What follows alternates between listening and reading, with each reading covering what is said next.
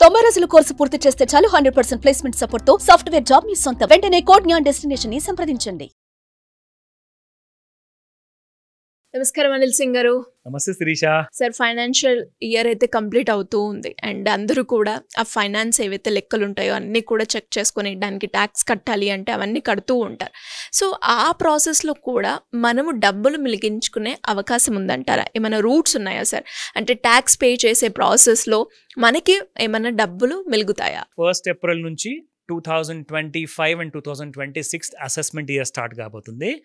So ఈ financial year ఏదైతే వస్తుందో ఇంకొక 5 రోజుల్లో 6 రోజుల్లో నిజంగా నేను అంటున్నాను, మీరు ఈ రోజు నుంచే ఒకవేళ చార్టర్డ్ అకౌంటెంట్ గారి దగ్గర కానివ్వండి, ఒక ట్యాక్స్ కన్సల్టెంట్ గారి దగ్గర కానివ్వండి, మీరు వెళ్ళి నిలబడితే మీ నంబర్ ఎప్పుడు వస్తుందో మనకు తెలియదు. అంటే అంతమంది ఇప్పుడు ఈ ట్యాక్స్ హార్వెస్టింగ్ కానివ్వండి, ట్యాక్స్ సేవింగ్స్ కానివ్వండి, ట్యాక్స్ ఇంప్లికేషన్స్ కానివ్వండి, ట్యాక్స్లో ఎలా రిబేట్స్ తీసుకోవాలి, దాంతోపాటే మనకు మిగిలే రూట్స్ ఏమేమి ఉన్నాయి, డబ్బులు టీడీఎస్ కానివ్వండి, దాంతోపాటే ప్రొఫెషనల్ ట్యాక్స్ కానివ్వండి, అండ్ చాలా ఉన్నాయి. ఇవన్నిట్లో నేను మీకు అర్జెంటుగా ఇప్పుడు ఒక 6 చాలా ఇంపార్టెంట్ పాయింట్స్ చెప్పబోతున్నాను. అండ్ లాస్ట్ పాయింట్ అయితే ఎక్స్ట్రీమ్లీ ఇంపార్టెంట్. ఓకేనా? సో ఫస్ట్ పాయింట్తో స్టార్ట్ చేస్తాను. దీని మీద కంప్లీట్గా వెతికి ఆన్లైన్లో రీసెర్చ్ చేసేసి కంప్లీట్ డిఫరెంట్ వీడియోస్ నుంచి, డిఫరెంట్ ఆర్టికల్స్ నుంచి కొన్ని ఇంపార్టెంట్ పాయింట్స్ తీసుకొచ్చా. ఫస్ట్ అండ్ ఫార్మోస్ట్ ఏంటంటే, ఈ 31వ తేదీ వరకు ఆగకండి.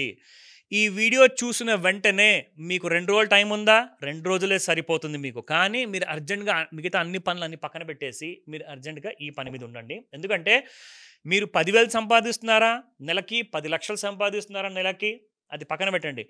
ట్యాక్స్ ఫైలింగ్ మాత్రము ప్రతి సిటిజన్కి చాలా పనికొచ్చే విషయం. ఒకవేళ మీరు శాలరీడా లేదా బిజినెస్ ఇన్కమ్ ఉందా, ఖచ్చితంగా ట్యాక్స్ ఫైలింగ్ చేయండి. ఎందుకంటే ఈ అవేర్నెస్, ఈ ఫైనాన్షియల్ ప్లానింగ్లో చాలామంది మిస్ అవుతున్నారు. అన్నిటికంటే ముఖ్యమైన భాగము, ఒక మనిషికి గుండె ఎంత ఇంపార్టెంటో ఇది కూడా అంతే ఇంపార్టెంట్ అనమాట. ట్యాక్స్ ప్లానింగ్లో మీరు ట్యాక్స్ ఫైలింగ్ ఎలా చేయాలి అన్న విషయం తెలుసుకోండి. First and foremost point. So first and foremost ఏంటంటే, ట్యాక్స్ సేవింగ్స్ ఇన్స్ట్రుమెంట్స్ ఉంటాయి, అందరూ తెలుసుకున్నారా? అవి ఏంటి అంటే ఎల్ఐసి ఇన్వెస్ట్మెంట్స్ కానివ్వండి, మెడిక్లెయిమ్ కానివ్వండి, దాంతోపాటే పీపీఎఫ్.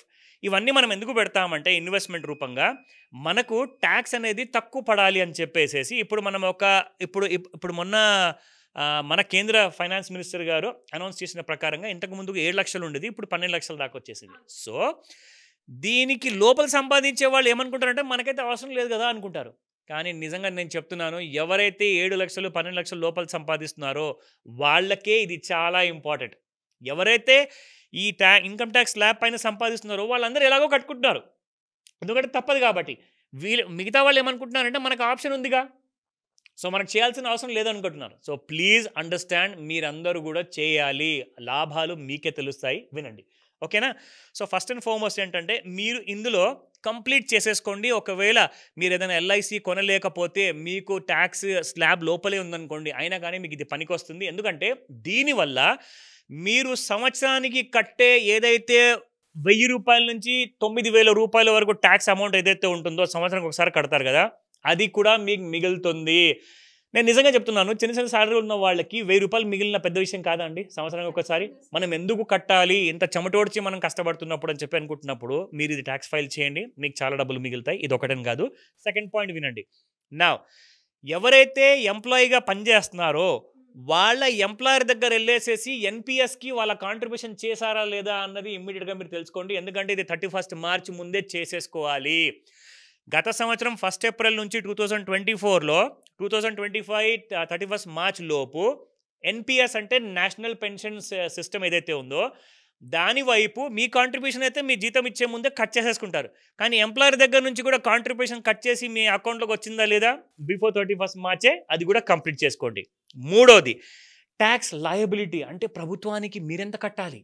ఆ లయబిలిటీ అంటే మనకు కూడా అదొక తల మీద అదొక భారం లాంటిదే.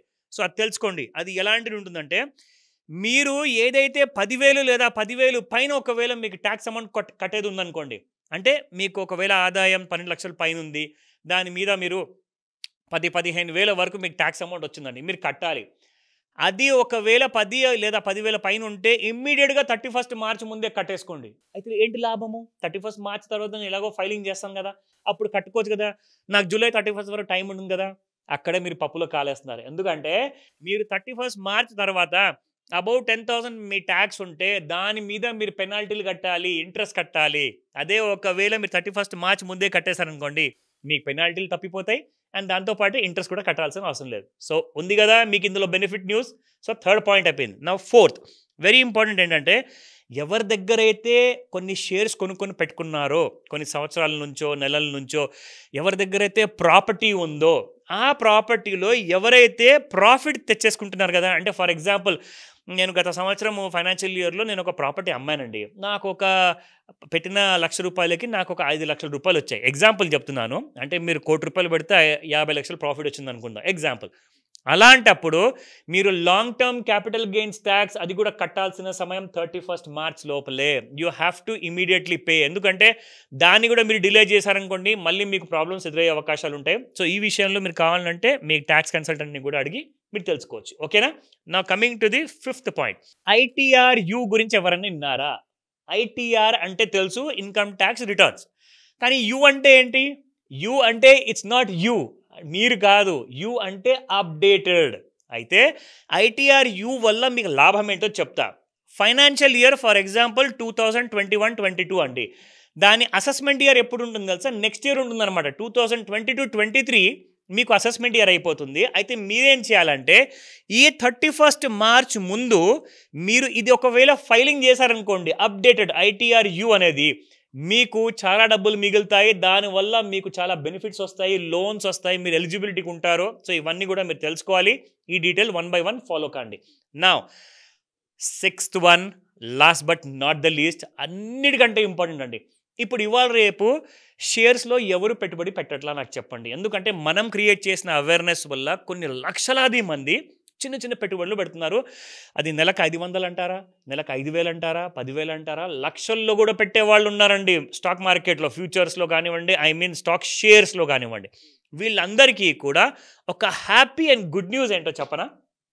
మొన్నటిదాకా లాస్ట్ ఇయర్ 2024 అక్టోబర్ నెల నుంచి మార్చ్ 1st వీక్ వరకు మార్కెట్స్ కుప్పకూలాయి, బాగా పడ్డాయి. అయితే ఎవరైతే ₹1,00,000 పెట్టేసేసి 1,50,000 వరకు ప్రాఫిట్లో ఉండే కదా, అది కాస్త ఇంకా ఎక్కువ పెరుగుతుంది కదని చెప్పి ఆశతో చాలామంది అలాగే ఉండిపోయారు. కానీ అక్టోబర్ నుంచి ఏం జరిగింది తెలుసా? మీ ₹1,00,000 ప్రాఫిట్ కాస్త 50,000 ఎక్కువ వచ్చింది కదా 1,50,000 వరకు. ఆ 1,50,000లో మీకు 50,000 ప్రాఫిట్ పోయింది, ప్లస్ మీ పెట్టిన పెట్టుబడిలో ఇంకొక 50,000 లాస్ కూడా వచ్చింది మీకు. అంటే మీరు ఎంత ప్రాఫిట్లో ఉన్నట్టు? మీరు ప్రాఫిట్లో లేనట్టు, మీరు లాస్లో ఉన్నారు. సో మీరేం చేస్తారంటే, ఒకవేళ ఇప్పుడు మార్కెట్స్ గత వారం 10 రోజుల నుంచి బాగా పెరుగుతుంది కాబట్టి ఇప్పుడు మీకు ప్రాఫిట్స్ వచ్చాయనుకోండి, ఫర్ ఎగ్జాంపుల్ 8-10 కంపెనీలు కొన్నారు, మీకు అందులో కనీసం మీకు ఒక 4 కంపెనీలో ప్రాఫిట్ వచ్చింది, 6 కంపెనీస్లో ఇప్పుడు కూడా లాస్ ఉందనుకోండి, అవన్నిటినీ కూడా ప్రాఫిట్ బుక్ చేసుకోండి బిఫోర్ 31st మార్చ్. అండ్ లాస్ని కూడా కరెక్ట్గా 31వ తేదీన మీరు బుక్ చేసుకొని మళ్ళీ 1st ఏప్రిల్కి తిరిగి కొనుక్కోండి ఆ లాస్లో ఉన్న షేర్స్ అన్ని కూడా. దానివల్ల ఏమవుతుందంటే ట్యాక్స్ హార్వెస్టింగ్ అంటారన్నమాట. అంటే మీరు ప్రాఫిట్ చేసుకున్నందువల్ల మీకు ట్యాక్స్ కట్టాల్సి వస్తుంది కదా మరి. కానీ మీకు ఎంతలో మీకు ప్రాఫిట్ వచ్చింది? 10 కంపెనీస్లో మీకు 4 కంపెనీలోనే మీకు ప్రాఫిట్ వచ్చింది, మిగతా 6 వాటిలో మీకు లాస్ వచ్చింది. సో ఆ 4 కంపెనీస్లో కట్టాల్సిన ట్యాక్స్ ఏదైతే ఉందో ఈ 6 కంపెనీల లాస్ మీరు చూపించుకుంటే మీరు కట్టాల్సిన అవసరం లేదు. సో గుర్తుపెట్టుకోండి, ట్యాక్స్ హార్వెస్టింగ్లో మీకు ఎప్పుడు లాభమే ఉంటుంది. సో ఈ విషయాన్ని అర్జెంట్గా తేల్చుకోండి మీ chartered accountant or with your tax consultant. అంటే ఎలా సార్? అంటే ఇలాంటి చిన్న చిన్న గైడెన్సెస్ కావాలి అన్న, ఒక రైట్ ఇన్వెస్ట్మెంట్ ప్లాన్ చేసుకోవాలి అనుకునే వాళ్ళు ఎవరైనా కూడా రిటైర్మెంట్ గురించే కావచ్చు, లేదంటే వాళ్ళ పిల్లల భవిష్యత్తు గురించే కావచ్చు, మిమ్మల్ని అప్రోచ్ అవ్వాలి అంటే ఎలా ఉంటుంది? బేసిక్గా సింపుల్ పద్ధతి మనం పెట్టామండి అందరికి కూడా. It's not because life is always complicated. కాబట్టి స్క్రీన్ పైన కనిపిస్తున్న నెంబర్కి కాల్ చేయండి, మిగతా టెన్షన్ నా మీద వదిలేయండి, అది నేను చూసుకుంటాను. మీకు మాస్టర్ క్లాస్ అవసరం ఉంటుందా, లేదంటే మీకు ఫోన్లోనే పూర్తి ఇన్ఫర్మేషన్ నాలెడ్జ్ ఇచ్చేయమంటారా? అవన్నీ 2 ఆప్షన్స్ మీకు ఉంటాయి. మాస్టర్ క్లాస్ మాత్రం అటెండ్ అయితే మీకు జీవితాంతం పనికి వస్తుంది. లేదా ఒక చిన్న డౌట్ ఉంది, ఆ డౌట్ ఏమైనా తీసుకుందామంటే అదొక్క సమయానికే 31st బిఫోర్ మార్చ్ వరకే మీకు పనికి వస్తుంది. సో లైఫ్ టైం లెసన్ మీకు కావాలి, లైఫ్ టైం నాలెడ్జ్ కావాలి అంటే మాస్టర్ క్లాస్ జాయిన్ అవ్వండి, కాల్ చేయండి లేదా వాట్సాప్ మెసేజ్ పెట్టండి. Master class timing online and offline 2 options ఉంటాయి. మార్నింగ్ 11 o'clock రిజిస్టర్ చేసుకోమని చెప్తాను ఈ రోజే. Thank you sir. Thank you so much. Welcome Sirisha.